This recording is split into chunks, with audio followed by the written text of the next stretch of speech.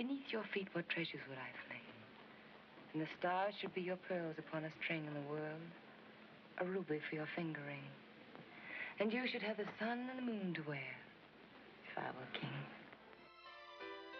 Her name conjures up a vision of beauty, glamour, and elegance. When I saw her, it was like a myth. I mean, wow, a class act. I'll be seeing you. You'll be paying me. Her career spans the history of the entertainment industry in the 20th century, from the era of silent films through the glory days of Hollywood to the golden age of television. You can't survive through the silent movies and the talkies and television on just having a pretty face.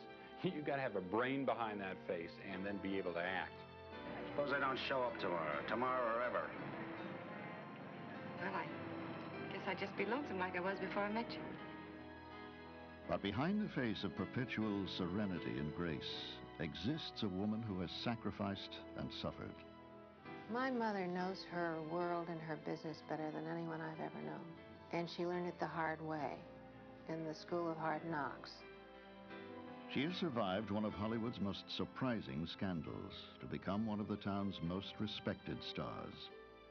Dignified, beautiful, and strong, Loretta Young is one of Hollywood's true leading ladies.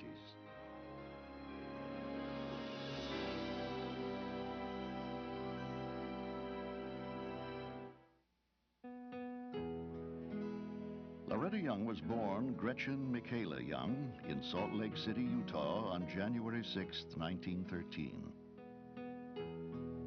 Her mother, Gladys, had risen above an underprivileged background and emerged as a devout Catholic and proper Southern lady. Gretchen's father, John Earl Young, worked as an auditor for the railroad, which meant the family often had to relocate. But John's wandering was not confined to the road. Gladys found out that Earl was fooling around with a maid. She knew that she didn't want to put up with a life like that where her husband wasn't being faithful. So she told him, if I never see you again, that'll be okay with me. In 1917, Gladys left her philandering husband and moved with her 4 children to Los Angeles, California. There, she borrowed $1,000 from a Catholic bishop and opened up a boarding house. They did not have a father to support the family, and the way her mother supported herself and her children was to take in boarders. When some people might think that was a deprived life, it really wasn't, because this rich assortment of people, a lot of them actors, would come through the boarding house. Hollywood's silent film industry was booming, and Gretchen's uncle, who worked at famous Players Lasky movie studio, hired his nieces as extras in the flickers. 4-year-old Gretchen made her film debut in The Only Way, for which she earned $3.50. Her beauty and natural affinity for the camera won her continuing work as a child extra. Loretta loved it. The other kids were a little self-conscious about getting out there and dancing or doing whatever. Not Loretta. She loved that kind of attention. On the set of The Primrose Ring, Gretchen met Mae Murray, one of the silent screen's biggest stars. The actress was so taken with the little girl that she asked if she could adopt her. Gladys declined, but did allow her daughter to live with the star temporarily. Mom viewed Mae Murray as kind of a fairy princess. I mean, here was a woman who was a famous actress at the time, who encompassed her, brought her into her home, brought her into her life, granted her wishes, gave her servants, and gave her presents. Mae Murray had a very important role in showing Mom exactly what you could do if you set your mind to it. Within a year, Mae Murray and her husband decided to move back east, and Gretchen returned home to her mother's boarding house. Loretta said at that point she realized that home is not the big mansion. Home is with her mother and the people that she loved. In 1923, Gladys married a businessman named George Belzer, who was a good provider and a devoted family man. With her newfound financial stability, Gladys enrolled her 10-year-old daughter in Ramona Convent School. But Gretchen did not excel as a student. and her formal education would not extend past the 8th grade. She had a nun by the name of Sister Marina that would say, "You've got to learn how to spell and read." And she says, "Oh, no, I don't, sister." She said, "I'm going to be a movie star, and they have secretaries." By 1926, Gretchen's two older sisters, Polly Ann and Sally Blaine, had blossomed into beautiful young women and were making a name for themselves in the movies. Not wanting to be left behind, Gretchen was anxious to escape the strict confines of her mother's Roman Catholic household and catch up to her sisters and their more glamorous lives. There was a lot of rivalry between the sisters. They all had the same circle of friends, and they all had aspirations of being a movie star.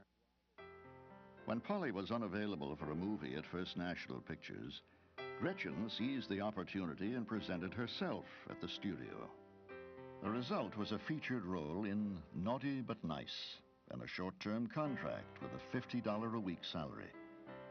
The tenacious 13-year-old was also given a new name, Loretta Young. From a very early age, she was making money for her family. Her mother, my grandmother, often called her my little breadwinner. Within 2 years, Loretta was cast opposite one of Hollywood's biggest stars, Lon Chaney, the man of 1,000 faces. In Laugh, Clown, Laugh, Loretta played Chaney's young ward and the object of his desire.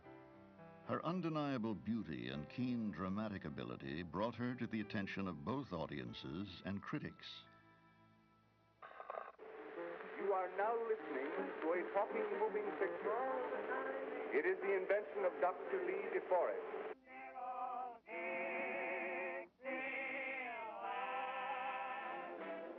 By 1928, the young actress had no trouble making the transition to the new talking pictures and appeared in an early promotional film alongside her sister. Behold, Sally Blaine and Loretta, I'm young. Is Paris still gay? Ooh la la. Some say things a Frenchman can't seem to pronounce, but ours are so simple, n'est-ce pas? Woo.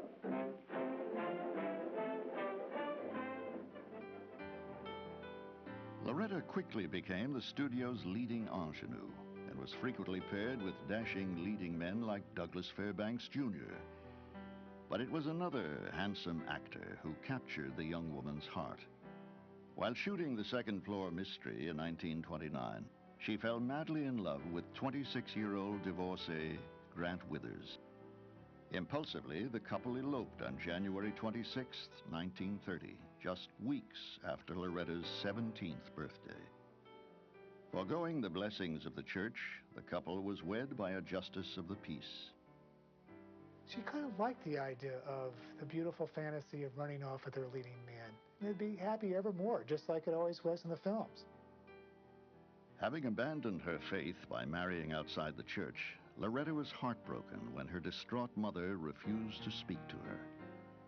To make matters worse, the young bride discovered that the man she was now married to was as irresponsible as her estranged father. Isolated from her mother, the distressed newlywed sought advice from the family priest, and the severe criticism she received shook her to her very soul. He said, Loretta, it's better than a stone be tied around your ankle and you be thrown into the ocean than give bad example to people. She'd gone against what her mother said, she'd gone against what the church said, and what she believed morally. It was a big turning point in her life. After 14 troublesome months with Withers, the 18-year-old actress filed for a secular divorce. Loretta resolved to get her life back on the righteous path and returned once again to the warm embrace of her mother. Over the next 3 years, the intrepid actress made a staggering 27 films. Although mostly B pictures, they provided Loretta the opportunity to acquire a thorough knowledge of lighting, camera angles, and makeup. But while shooting Platinum Blonde in 1931, Loretta received important advice from a young director named Frank Capra. Capra said, acting is thinking. He said, you have to be in the skin of that character and thinking as that character. And it was like the big green light went on for Loretta, and she saw what acting was about. Capra's influence was evident in her performance in the romantic fantasy Zoo in Budapest. Her portrayal of a frightened orphan earned the 20-year-old rave reviews and critical acclaim. Why did I ever run away? Why did you? For you. You kept telling me to break away, didn't you? Yes, of course I did. Why did you do it then? If you... I wanted to talk to you, be with you. You did? Yeah. What'd you think? Oh, I don't know what I thought. I guess I thought maybe we'd get married or something. It's lots of thinking, isn't it?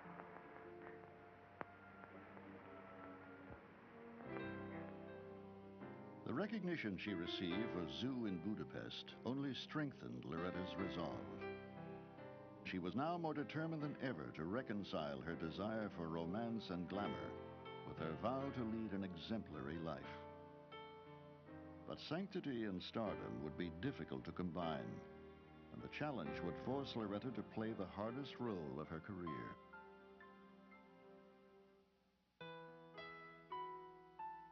In 1933, First National loaned 20-year-old Loretta Young to Columbia Pictures to star opposite Spencer Tracy in Man's Castle, a beguiling Depression-era love story played out in a shanty town on the banks of New York's East River.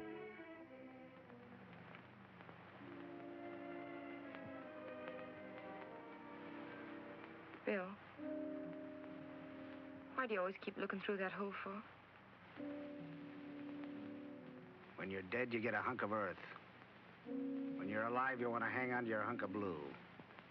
That's all I got in the world. That's all anybody's got is that hunk of blue. Bill, what Ira said, What?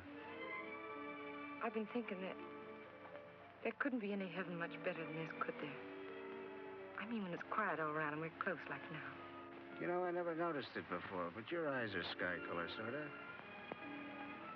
You got a hunk of blue in each little limb, ain't you? Immediately taken with each other, the delicate beauty and the brooding, hard-drinking Tracy began an intense and public affair. The thing that attracted Loretta to Spencer was, quite frankly, how attracted he was to her. It took her about 3 days before she was madly in love with him. But Loretta had to face the fact that although long separated from his wife, Tracy was a devout Catholic who would never divorce. After considerable soul-searching, the lovesick young woman ended the relationship.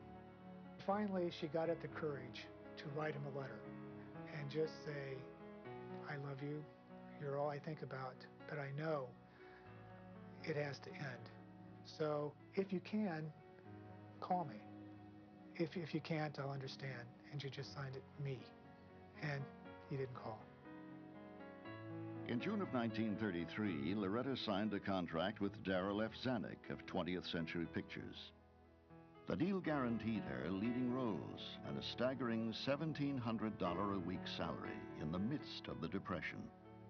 Loretta was now able to move her mother and sisters into a glamorous mansion in Beverly Hills. But her first leading role in the historical drama House of Rothschild was a disappointment. Critics dismissed Loretta as little more than exquisite set dressing. You know, you're a very conceited young man. Hmm? You haven't even asked me if I loved you. Well, don't you? Yes, I do. I love you more than anything else in the world. A string of lackluster films followed, and the studio continued to emphasize Loretta's appeal as a glamorous fashion plate. Oh, we don't want to seem rude, but we've been admiring that beautiful girl at the bar. She comes here every night, always with a different man, always in a new gown, and always just as beautiful. Hello, Mick.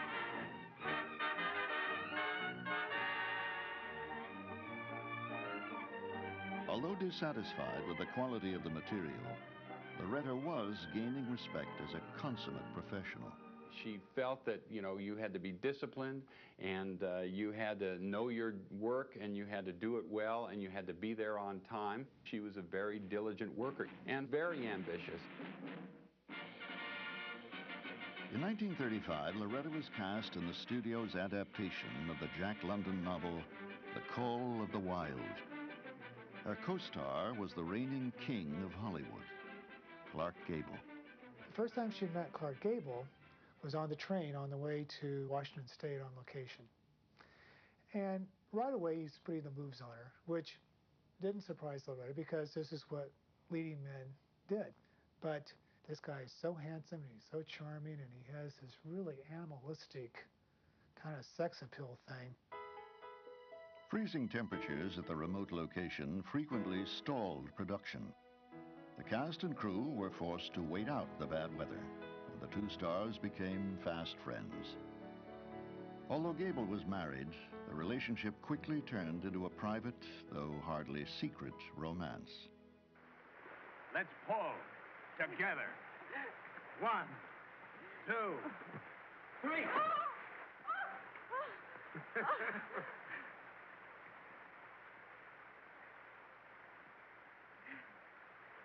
We weren't together.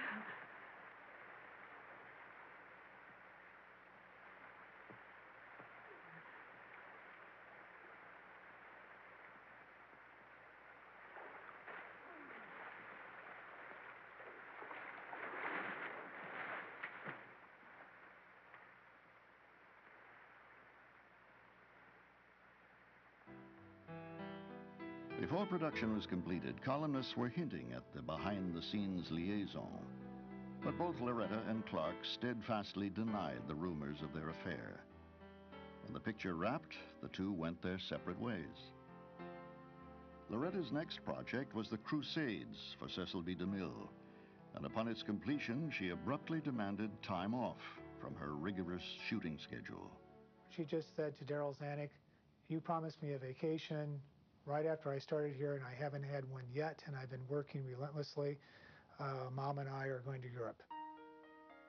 After spending several weeks in England, the actress returned to Los Angeles to begin work on Ramona. But before shooting could begin, the production was postponed at the request of Loretta's doctor. The story was that she had been exhausted and that she was just burned out and that she just needed to rest. I mean, this is what the fan magazines were reporting. Gossip columnists hinted at more provocative reasons for Loretta's retreat from the public eye. There was even speculation of a disfiguring accident. But the prevailing rumor was that Loretta Young was pregnant with Clark Gable's child. Taking control of the situation, she granted journalist Dorothy Manners an interview from her sickbed. In the January 1936 issue of Photoplay, the actress explained that she was suffering from an internal condition brought on by overwork, which might require surgery. When Loretta returned to production on Ramona only a few months later, her svelte figure and cool demeanor defied the gossip mongers.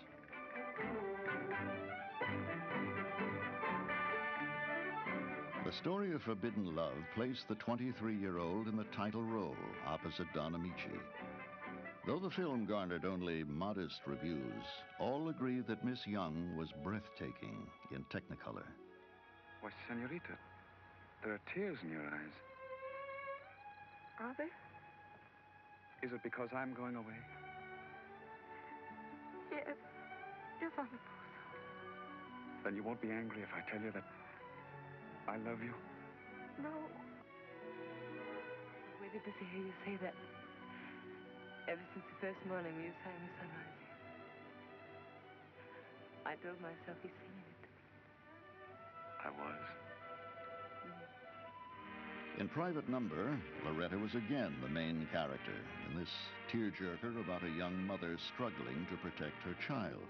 You were not a servant before you entered the Winfield home, were you? No. But you became a servant for the deliberate purpose of attracting their son, didn't you? That's a lie. You tricked young Winfield into marrying you. I object. Objection sustained. Trying to get money from the Winfields, aren't you? I'm not trying to get anything for myself, only for my baby. I didn't ask the Winfields for money. They never would have heard from me if they hadn't sent me word they were going to have my marriage annulled. I don't care what they did to me, but I won't have them hurt my baby. I married Dick Winfield because I loved him. I'll always love him. That baby's mine and his, and all the money in the world can't change that. Loretta was next paired with the strikingly handsome Tyrone Power in a string of light romances. By her own admission, she was always falling in love at first sight. But this time, the man was single, and the feeling was mutual. Oh, I beg your pardon. I'd like to exchange this for something not quite so, well,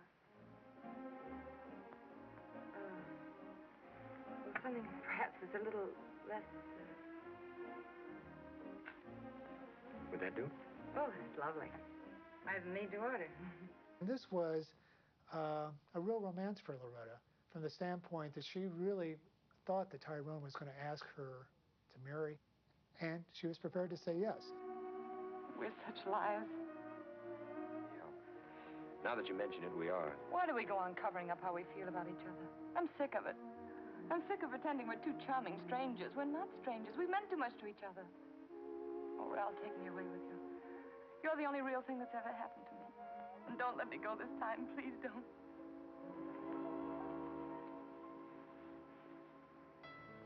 On May 31st, 1937, Loretta and Tyrone cemented their star status when they left their imprints at Grauman's Chinese Theater. Their union, however, was less permanent, and the couple soon drifted apart. On June 11th, 1937, Loretta shocked her fans and colleagues when she announced plans to adopt two little girls, Jane, age 3, and a toddler named Judy. But 3 weeks later, the press reported that Loretta had returned the older child to her natural mother and planned to officially adopt only one of the girls, 23-month-old Judy. The movie star's curious decision to become a single mother rekindled old rumors that Young's case of exhaustion a year and a half earlier was in fact a smokescreen to hide her own pregnancy. But the bona fide star ignored the speculation and was ready to start a new life and a new family on her own terms. After her solid performances in Ramona and Private Number, Loretta expected to be rewarded with more challenging roles. But the star was sorely disappointed when she was cast in a secondary part in Suez, a story that revolved around her old flame, Tyrone Power, and his new leading lady, both on and off screen, French actress Annabella. If Zanuck's plan was to relegate Loretta to the rank of supporting player, she countered by ensuring that her limited time on screen would not go unnoticed. She'd go to the costume department and she'd say, I want my dresses in white color instead of pastel, and I want my ball gown a little bigger than everyone else's. During production, the first scene happened and she goes through a doorway and her hoop skirt is too big for the doorway. So they have to stop production and they have to widen all the doorways. Well, that was Mom's way of putting her mark on things. Loretta was dissatisfied with Zanuck's management of her career and began to refuse the projects he had slated for her. It was rocky. She went on suspension several times, and she knew that she was only going to have a career if the stories were written for a woman, and she just wasn't getting that from Darryl Zanuck.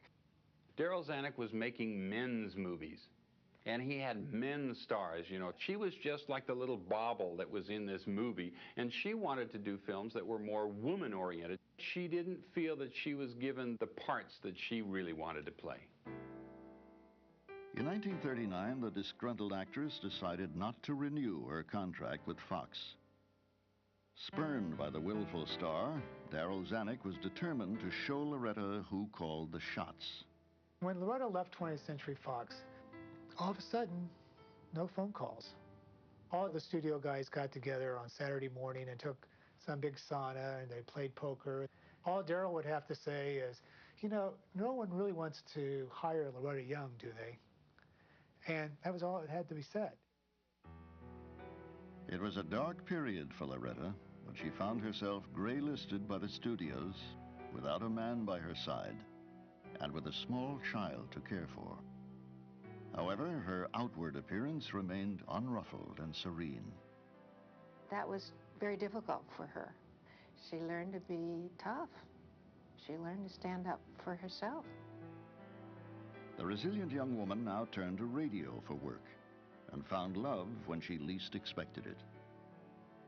Advertising executive Tom Lewis was an available man who was not only stable and secure, he was Catholic. It was very important for my mother this time to marry a Catholic man. I mean, that was paramount because of her religious upbringing. And so when Dad came into the picture, an Irish Catholic from New York that had a good job and was an executive in the entertainment business, it was too good to pass up, I think. On July 31st, 1940, 27-year-old Loretta Young and 39-year-old Tom Lewis were wed in a simple private ceremony, attended by family, friends, and thousands of fans. Now secure in her personal life, and with a financial partner by her side, Loretta swallowed her pride and lowered her asking price from $150,000 a picture to $75,000 in an attempt to get off the gray list. Columbia Pictures took the movie star up on her offer, and in 1940, Loretta made Doctor Takes a Wife with Ray Milland, followed by He Stayed for Breakfast with Melvyn Douglas. With her career back on track, Loretta flew to Hawaii with Tom for a romantic celebration. But the newlyweds' peaceful idyll was not to last.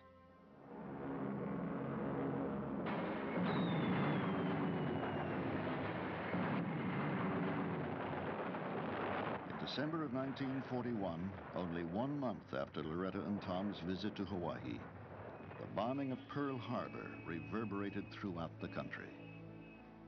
Tom enlisted in the Army and helped organize the Armed Forces radio service, while Loretta contributed to the war effort in her own personal way. She would start out in the morning and they'd go from hospital to hospital looking beautiful and fresh. It was her idea to just visit one patient at a time because she really felt that she could touch someone on a very personal basis. She did feel very responsible as a star. She felt that she was given this gift, this privilege to entertain people, and so she felt that she had to give back. Hollywood was churning out propaganda movies, and Loretta did her part, appearing in Ladies Courageous and China, as well as making personal appeals to the American public. We've seen half the world ravaged by a ruthless, brutal force. Women at War Week is a call to arms of all American women to resolve that it won't happen here in the United States or anywhere else in the world ever again. The war years altered Loretta's life in unexpected ways. She found strength and security in her restored career, solid marriage, and rewarding humanitarian work. She also found joy in motherhood, and in 1944, the Lewises welcomed their first son, Christopher. A year later, a second son, Peter, was born. But as much as Loretta loved being a mother, she was a movie star at heart. In 1947, she accepted the lead in The Farmer's Daughter, a romantic comedy about a Swedish-American farm girl who runs for Congress. Folks, get ready for a delightful surprise when you see Loretta Young in this entrancing new kind of role. She's beautiful Katie, the farmer's daughter. Headstrong, heartwarming, as spunky as her Swedish blood could make her. What can you do, Catherine? I preserve meat, candle eggs, dill pickles, smoke ham and bacon. I wait on table 40 hands at harvest time. And I make plug. And look who she set her sights for. Joseph Cotton as the touring congressman. So wait and see what's ahead for them when Katie goes to town. The Farmer's Daughter was one of the biggest box office hits of the year. Both audiences and critics were charmed by Loretta's performance, and the 35-year-old actress received her first nomination for an Academy Award. After 30 years in Hollywood, Loretta found herself stepping up to the podium to accept the Oscar for Best Actress of 1947. My heart. You know, up until now, presentations of the Academy Awards has been a purely spectator sport for me. However, tonight I dressed for the stage just in case. And as for you, at long last. Good night, and God bless you. For Loretta Young, it seemed as if all her childhood dreams had come true. But at 35, she feared her days of playing romantic leading ladies were coming to an end. If she was going to survive in Hollywood, she would have to take the future into her own hands.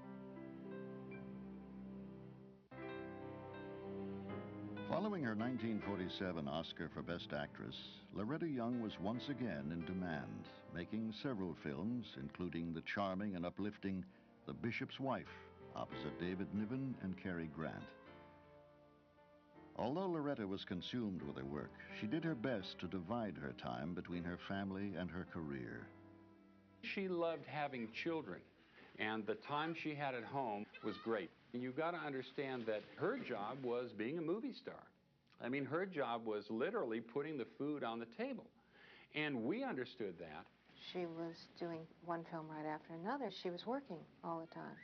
I knew that I could get her for X amount of hours, and so I would save it all up. But just being with her was special for me. In 1948, after a 10-year absence, Loretta returned to 20th Century Fox to make Come to the Stable, the poignant story of two nuns struggling to raise money for a children's hospital.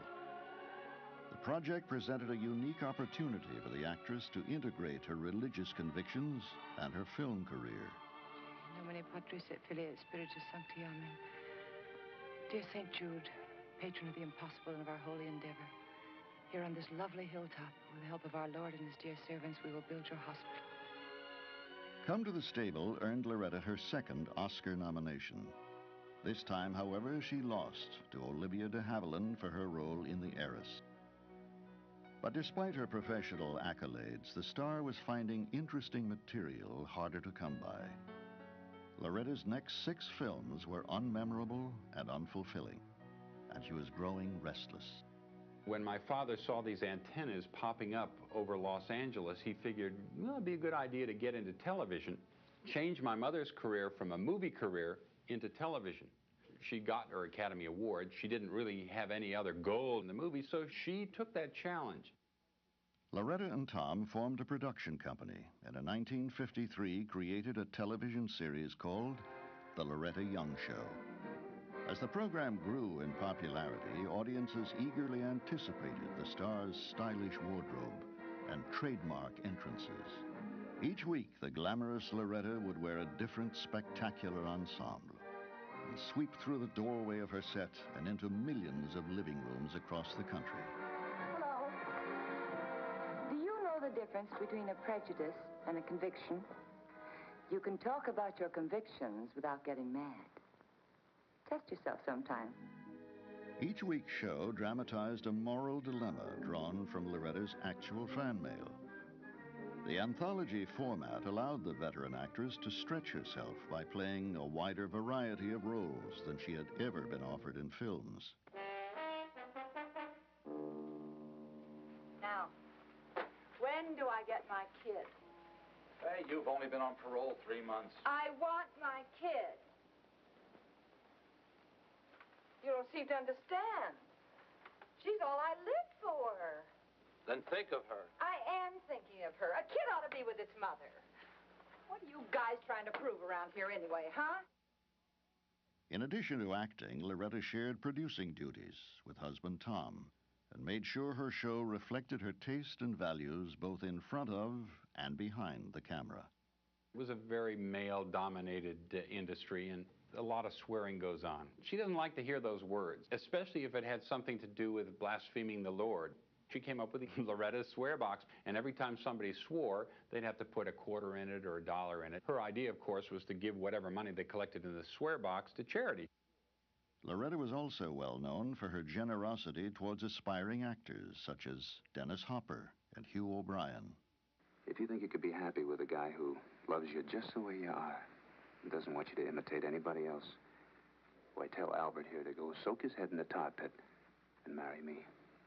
Well, now, Larry, I'm awfully sorry you got into this half-hysterical state today. Albert, Yes, dear? go soak your head in a tar pit. I was very impressed not only about the fact that I was meeting Loretta Young, but about how very gracious she was and how warm, and she was such a professional. She was almost like a producer in terms of running the show. I worked on the show for 2 years, and my mother would be at all the story meetings. She'd look at the dailies and sit with her editor and edit the film. It was her show, and everybody knew it and respected it. Hard work paid off with television's highest accolade, the Emmy Award. In 1955, Loretta achieved the distinction of being the first woman to win both an Oscar and an Emmy for Best Actress. However, this professional success did not come without a price. Loretta and Tom spent less and less time together. And in 1956, after 16 years of marriage, the Lewises separated. Tom sold out his interest in the show and planned to move to New York. Due to Loretta's demanding schedule, it was agreed that Chris and Peter would go with their father, and Judy would remain in Los Angeles with her mother. It was tough separating from Mom at the time, but it was the only logical decision if they were going to split up. She didn't handle it well because it wasn't in her plan. but in the long run, she had to produce a television show. And without him, she really had to take over. By 1960, Loretta was regarded as the first lady of episodic television and a trailblazer for women in this new medium. When TV Guide did their poll of who was the most influential woman on television, even though they still loved Lucy, it was Loretta that they voted for because of the content of her shows. But in 1961, after 8 successful seasons and 3 Emmy Awards, NBC canceled the Loretta Young show. Sponsors wanted to tone down the show's moralistic themes to keep in step with an increasingly sophisticated audience. But a resolute Loretta refused to compromise. She switched to CBS in 1962 for a sitcom called The New Loretta Young Show. But it lasted only 1 season. The actress's survival instincts told her it was time for yet another change. In 1963, Loretta Young walked away from the career to which she had dedicated the last 46 years. Still stunning and full of life, the 50-year-old living legend now faced her greatest challenge: retirement. In 1967, Loretta Young was enjoying a new life out of the limelight, devoting herself to charitable endeavors and philanthropic work. But it would not be long before more personal matters required her attention. Her 31-year-old adopted daughter, Judy, was now a mother herself and needed an answer to the rumors and innuendos about her parentage that had been plaguing her since childhood. Gathering her courage, Judy confronted her mother about the most carefully guarded secrets of Loretta's life. I flew to Los Angeles and confronted my mother, and she told me the truth, that she indeed was my mother and that Clark Gable was my father. After 30 years of denials, Loretta Young revealed the incredible details of the public deception to her daughter. When my mother and father were filming Call of the Wild, all you have to do is look at the film. It's very obvious that these two people are very much in love. She was pregnant when she was filming the Crusades. She had me in secret, and then she put me in an orphanage for a while, and then she announced to the world that I was her adopted daughter. It was the only way she could have done it. Otherwise, she would have lost her career, and so would he. And there's no doubt today that her choice of not going public is right. And that's her choice. It's not for us to judge. It's certainly not for me to judge. She should be respected. She's earned it. During the next 2 decades, Loretta Young made good on her promise to keep her personal life private and to maintain her retirement from the screen. But in 1986, Loretta surprised everyone when she made a triumphant return to television in the movie of the week, Christmas Eve. Although her performance earned her a Golden Globe Award for Best Actress, the year brought mixed blessings when Loretta's mother, Gladys, died at the age of 98. If there was one person that Mom loved the best in her whole life, it was her mother, no doubt. She absolutely loved Gladys, and I think the thing that destroyed her the most is when her mother passed away. Loretta returned to her tireless work in hospices, shelters for the homeless, and veterans' hospitals, and sought solace in her faith in God and in those nearest and dearest to her. Widowed since 1988, Loretta felt free to marry within the church. And in 1993, at the age of 80, she wed one of Hollywood's most celebrated couturiers, 85-year-old Jean-Louis. The couple settled into an idyllic existence in Palm Springs, California. However, in 1994, Loretta's private life was thrust once again into the spotlight when Judy Lewis published a tell-all book entitled Uncommon Knowledge. In it, Loretta's daughter detailed the circumstances of her birth and the convoluted cover-up that followed. The book became a bestseller, and although its painful revelations caused a brief estrangement between mother and daughter, Judy's need to claim her birthright had been satisfied. Another blow to Loretta's otherwise tranquil life came in April of 1997, when her husband of 4 years, Jean-Louis, passed away peacefully in his sleep. It was a wonderfully successful marriage, and it was a tremendous gift to have had him in her life. In 1998, Loretta Young is still a vital woman and a fashion icon.